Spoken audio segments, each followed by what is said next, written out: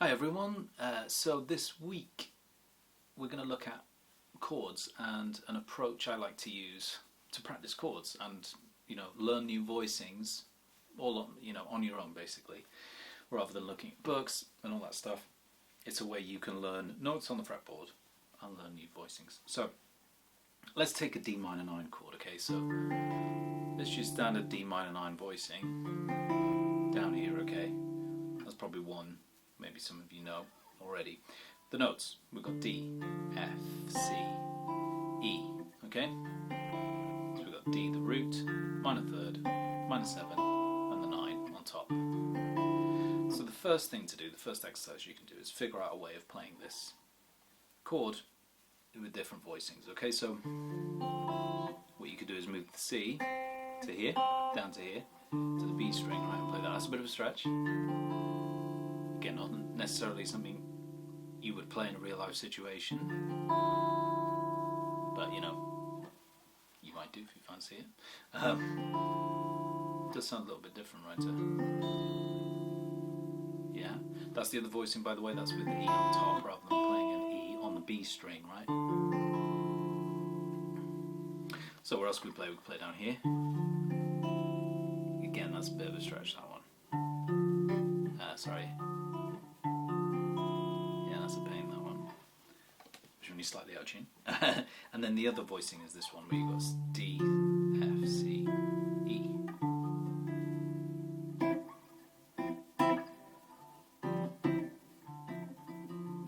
That's kind of cool, that one. So that's the first port of call, okay? Learn the voicings, whichever, in every way possible.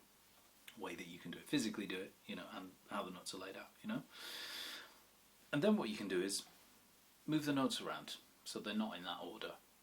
So you're going to be you're doing inversions of the chord, but I don't want to get bogged down in like inversions and theory. I just want to play. This is just a playing thing. So why not here we could move the F. So we still got D as our root, right? But we can move the F to here instead. So that's on the B string, right? So we've got D, C, F, E. That's kind of cool. So the cool thing about a minor 9 chord is you have this clash of F and E against each other, right? But within the chord you get away with it. It's an interesting chord, a D minor 9.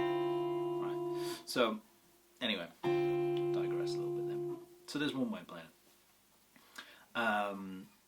What about if we keep with the D note on the bottom as the root, right? But we go D, we can go D, C, E, F. Alright? So there's another way of doing that. I've moved a few things around now. I've got F on the top and E's in the middle. That's kind of cool, right? Another thing we could do is, say, let's start with F on the bottom. So we've got F, C, D is now there on the B string, E on top. It's a nice voicing, right? We could play it here as well. Sorry. No, that wasn't going to work, is it? Sorry, here. There we go. See, I'm thinking of this off the top of my head as well. So we've got F, C, D, E. That's a nice voicing. Okay, another one. Let's do F again on the bass, but we go F, D, E, C. That's pretty cool.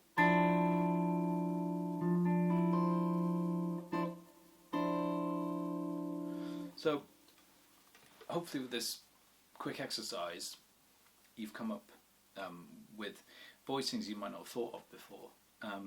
And so you can apply this to any chord, right? So you could do it with triads, and then you could do it by adding in more notes than 4 notes, okay? Because in that D minor 9 chord I was just doing, there's no 5th in there. So you could bring the 5th in, okay?